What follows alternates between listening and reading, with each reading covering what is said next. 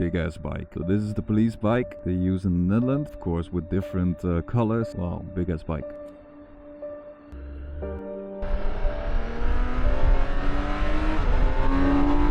It feels uncomfortable, to be honest. It feels uncomfortable. It feels like you're on a rocket ship. 335 kilograms. Weird. So weird. This is strange.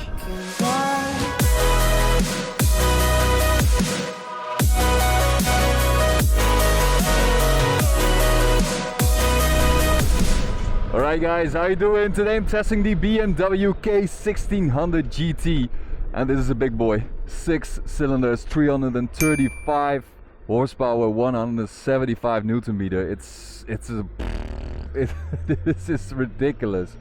It feels so big. It's like it has the same sound as a, you know, when you're in an airplane and the airplane is getting ready to lift off, you know, getting into the sky. It makes the exact same sound. It's ridiculous. It feels like I'm in an airplane right now. But it's a motorcycle though. 6 cylinder, 160 horsepower, ladies and gentlemen. 160, 6 cylinder. And yes, you feel the difference straight away. It feels uncomfortable, to be honest. It feels uncomfortable. It's so big. The sitting position is quite good actually, and especially, you know, being 2 meters tall, you have plenty of space. You have a lot of buttons from the left to the right. Here, big screen. It's all top notch, but it feels too big. It feels like you're on a rocket ship, and it makes the same sound as an airplane, and that's, I don't know. I want to hear a motor engine sound, not a airplane sound. And just hear this.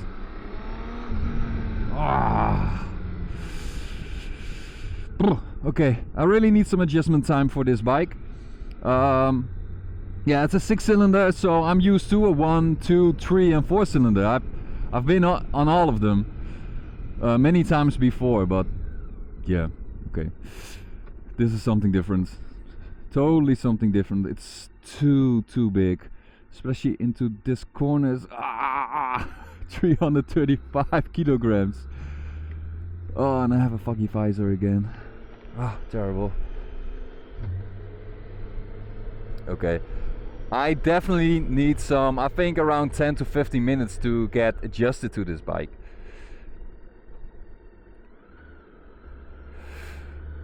Mainly its size, but also the engine itself. 6 cylinders. Yeah, you just feel it. You feel it instantly that it behaves totally different than what you're used to. This is a tourer bike, of course, so it should give you comfort. Nevertheless, it has 160 horsepower. That should be plenty of power to play with. I don't feel it yet, but of course I'm staying in the low range concerning RPM.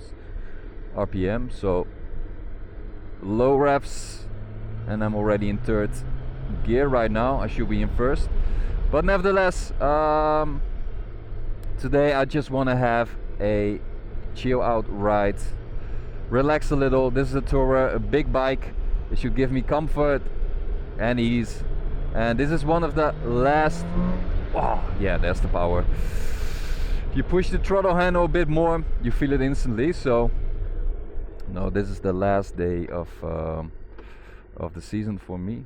I'm going to end up the motor season for 2025 after today. You know the feeling that I have right now,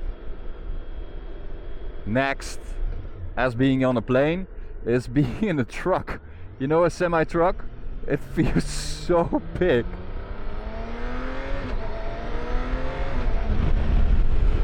Yeah, you don't really feel the 160 horsepower if you don't want to unleash it.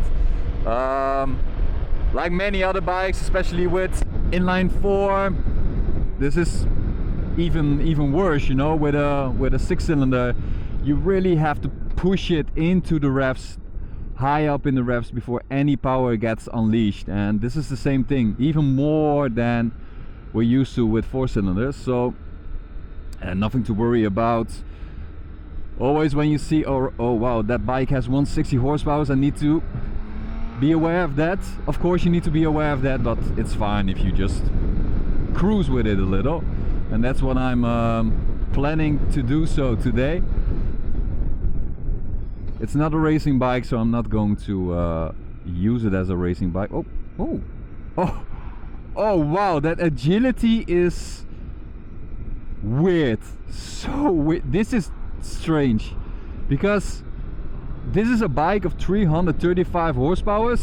Sorry, kilograms, not horsepower, kilograms, but the agility is the same as any other small mid-size bike. Strange. Agility is perfect, but not something you would expect of a really heavy bike like this. So they build in something with the electronics or something like that to make you steer in more easily, because this doesn't feel natural. Yeah, that's the best way to describe this. The agility of this bike feels unnatural. It's way too light when you steer in. It feels like the Kawasaki Z650 and the Z900. The agility of those bikes is magnificent, but those are smaller bikes. This is a heavy bike, and it feels the same. So I think they've done something at BMW headquarters to make it a bit more easy by helping you with the electronics. It's strange because those electronics makes it really easy to steer in, but when you do steer in, you still feel the lumpiness of the bike because it's so big. It's like counterintuitive, like you steer in so easy, but the bike is not really made for it to steer in that easy. It's hard to explain, but it doesn't feel natural.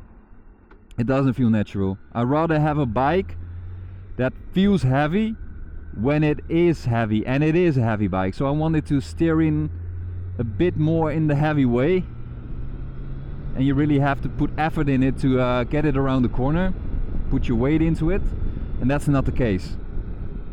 So when you go on this bike for the first time and you steer in like a maniac because you think that's required to get this bike into the corner, it doesn't work.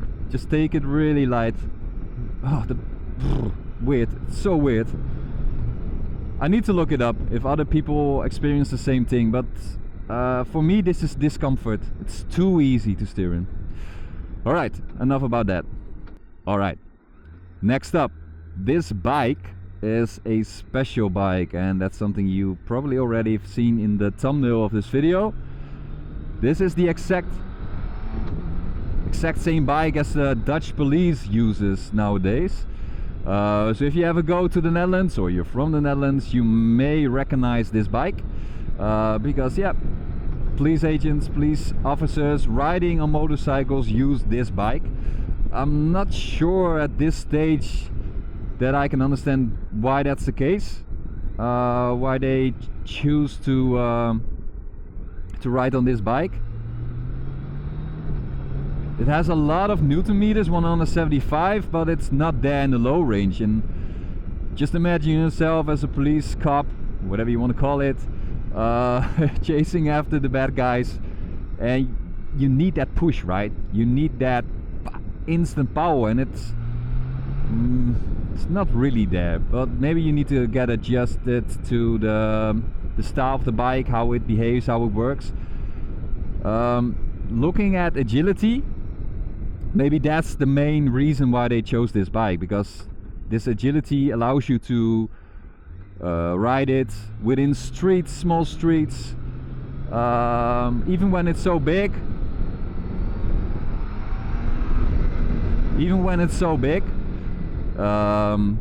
Yeah, you can still turn it in within all those small streets and small corners. So maybe that's the main reason why they chose this bike. But its lumpiness, I'm not even sure if it's a word in English, but it's, yeah, it's too heavy, too big. Yeah, that was full throttle, second gear. It happens way too often that I don't understand the bike, and that's because I'm a beginner, of course. You know, this is a 6-cylinder, way different than all the other bikes that I've been on before. But I don't know. I don't understand it when you go up full throttle in second gear. and not a lot happens. And I know you have to push it way through the 7,000 RPM, but we're riding on the streets right now. You don't have the time, you don't have the space to do so. And especially when this is a police motorcycle, you should have instant power, instant torque, and for me it's not there. But probably all the all the police officers riding this motorcycle will get a training in advance, and they will get more used to how to ride this bike in a good manner, which is something I'm not doing right now. So we're in the area of Amsterdam again. I'm not from around here, so I'm a bit lost already. Okay, this is what I said earlier. I'm getting passed by a moped. Yeah, I'm only allowed to ride 30. Okay, now we're going to 50. You see that that sign?